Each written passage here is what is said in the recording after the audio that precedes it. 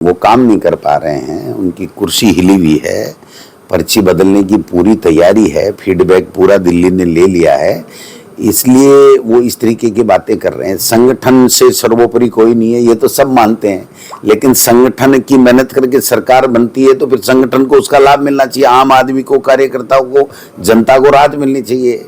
अब इन्होंने तो एक जुमला पकड़ लिया कि 5 साल कांग्रेस के शासन के बराबर 1.5 साल में कर दिया। हाँ, ये बात सही है कि जो हमने 5 साल किया ना, उसको इन्होंने 1.5 साल में बर्बाद कर दिया।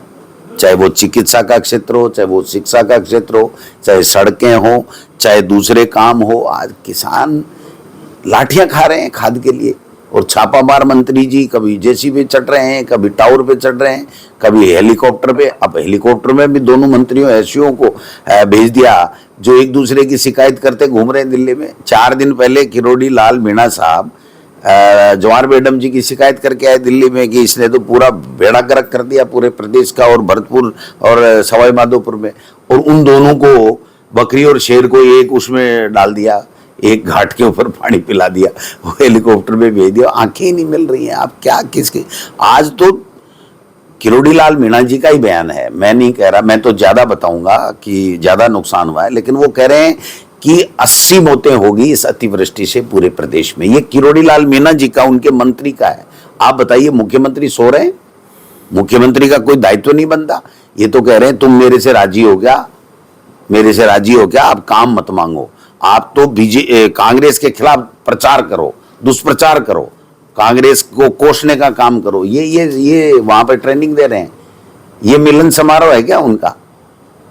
लोगों में एक शिकायत थी कि मुख्यमंत्री किसी से मिलता नहीं, और मिलता है तो किसी का काम करता नहीं, तो इसलिए ऊपर से ये डांटी पड़ी कि भाई पर्ची चेंज होगी, आप जल्दी से जल्दी इनको गले मिलन समारोह आयोजित करो।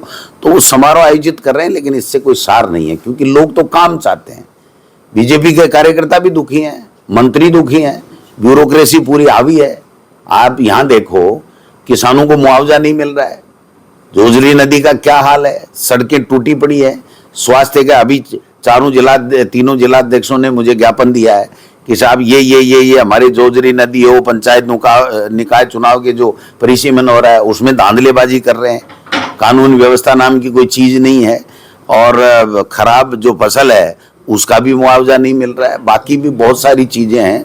तो आप समझ सकते हैं कि ये सरकार नहीं सर्कस है, एक दूसरे को नीचा दिखाने का काम करते हैं, एक दूसरे के खिलाफ बयानबाजी करने का काम करते हैं।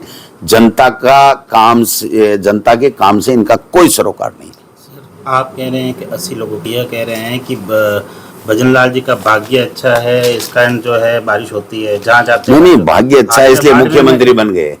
भाग्य अच्छा है इसलिए मुख्यमंत्री बन गए, और जब नहीं भी रहेंगे तो एक्स मुख्यमंत्री तो कहलाएंगे ना। वो अलग बात है कि जनता काम के हिसाब से आंकलन करती है, पद के हिसाब से आंकलन नहीं करती है। जब काम नहीं कर पा रहे हैं तो क्या फायदा? मैं नहीं कह रहा, ये जो कह रहे हैं ना, ये देखिए पंजाब केसरी का ये किरोड़ी लाल बोले, ये तो इनका मंत्री बता रहा है। मैं तो कहता हूं कि ये आंकड़ा 200 से ऊपर है, और जो पशु हानि, मकानों का गिरना, ये जो चीजें हुई हैं उसका तो कोई अंदाजा ही नहीं है साहब इनको। इन्होंने कभी मुख्यमंत्री ने मुंह खोला हो तो बताओ कि अतिवृष्टि हो रही है, सावधान रहना, हम सरकार आपके साथ में। दोनों को नाराजगी थी, दोनों को एक हेलीकॉप्टर में भेज दिया, फिर वो वहां उतर गए, फिर एक जेसीबी पे चढ़ गए, एक वापस गाड़ी में चढ़ गए, जयपुर आ गए। क्या मतलब है इन चीजों का, आप बताइए। वो कह रहे हैं कांग्रेस का काल का समय था, कांग्रेस के समय काल पड़ता है, और हमारे भजन लाल जी तो हाल ही में 3-4 मंत्रियों ये बेवकूफ़ी की बातें हैं कि किसी के नाम से काल पड़ता है, किसी के नाम से ये होता है, तो ये कोई तुक वाली बातें नहीं है साहब। साइंस का जमाना है। आप बताइए, इस तरह की बातें कहते हैं तो फिर ये अतिवृष्टि में मौतें हुई, वो भी इनकी वजह से ही हुई है क्या? इन्होंने अतिवृष्टि करा के भजन लाल जी ने कराई है क्या ये मौतें? तो अगर अच्छी की आप माइलेज लेना चाहते हो तो बुरे की जिम्मेदारी भी लो, जो नुकसान हुआ उसकी जिम्मेदारी भी लेनी चाहिए ना। नहीं तो ये तो क्या टल्ले मार लोग हैं जी, टल्ले मार देते हैं, चले जाते हैं, इनको कोई पूछने वाला नहीं है। इनके लगा हुआ, मंत्री के लगा हुआ ऐसे बाबू जो होता है ना, वो ही नहीं मानता इनकी। ये घूमते फिर रहे हैं कि हमें तो कुछ नहीं करना, गाड़ी मिल गई, गाड़ी मिल गई। तो गाड़ी तो जनता वापिस ले लेगी थोड़े दिन बाद में। गाड़ियों से क्या होता है बताओ आप। किरोड़ीलाल जी एक कृत्रिम वर्षा के लिए ड्रोन उड़ाने का प्रयास करें, ये तो सर्कस कर रहे हैं, पैसे की बर्बादी कर रहे हैं। आप बताइए, बरसात तो वैसे ही ज्यादा लोग मर रहे हैं और ये कृत्रिम वर्षा का फंडा कहाँ से लेकर के आए? कितने पैसे बर्बाद कर दिए, 300 करोड़ रुपए कोई कह रहा है, कोई कुछ कह रहा है, मुझे तो पता नहीं, लेकिन ये क्या नौटंकी है साहब। लोग बाग वहां कितने आते हैं, क्या करते हैं, समझ के बाहर की बात है। तो ये सारी चीजें जो हो रही है, सरकार नाम की कोई चीज नहीं है, ये तो केवल अपना टाइम पास कर रहे हैं। ये टाइम पास सरकार है, जनता इनसे त्रस्त है। अब निकाय चुनाव को लेकर खींचतान हो रही है। राजस्थान उच्च न्यायालय ने कहा चुनाव करवाने, चुनाव आयोग भी कह रहा है, सरकार कह रही है हम एक साथ कराएंगे। भाई संविधान कह रहा है, छोड़ दो आप, चुनाव आयोग क्या कह रहा है, भजनलाल जी क्या कह रहे हैं, गोविंद डोटासरा, टीकाराम जूली जी क्या कह रहे हैं, अशोक गहलोत जी कह रहे हैं, छोड़ दो इन बातों को। आपका संविधान क्या कह रहा है? एमएलए और एमपी का 5 साल में होता है कि नहीं? उसी संविधान में जो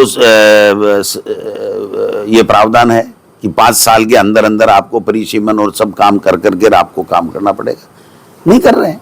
हाई कोर्ट ने कहा कि इनकी जांच होनी चाहिए, किसकी गलती से नहीं हुआ। डीबी ने स्टे दिया, डीबी ने इसलिए दिया है कि मूल रूप से जो अनूप कुमार दंड साहब के पास में जो थी, वो थी जो प्रशासक लगा करके राजनीतिक द्वेषता से सरपंचों को हटा रहे थे, वो थी। तो उनका यह कहना था कि ये रिट हमारे पास डीबी में है कि ये 5 साल के अंदर अंदर क्यों नहीं चुनाव करवा पा रहे हैं, ये हमारे पास में है। वो बहस सुन करके रिजर्व है डिसीजन, तो उसमें वो डिसीजन आएगा, तो उसमें इनको कोई राहत नहीं मिलेगी। कोई न्यायालय, चाहे वो नीचे का हो, उच्च न्यायालय हो, सुप्रीम कोर्ट हो, कभी नहीं कह सकता कि संविधान में 5 साल का प्रावधान है तो आप मर्जी जब करा लो। ये कोई कोर्ट नहीं कहेगा, कोई कानून नहीं कहेगा। अंत में उपचुनाव होने वाले हैं विधानसभा के, जीतेंगे, कांग्रेस जीतेगी वहां तो। नरेश मीणा को क्या अगर वापस टिकट की मांग करते हैं? किस बात की टिकट है? टिकटों का समय आएगा तब पार्टी आलाकमान तय करता है। आज काहे की टिकट है, किसको टिकट है? नरेश मीणा तो निर्दलीय चुनाव लड़ चुका, अपना भाग्य आजमा चुका।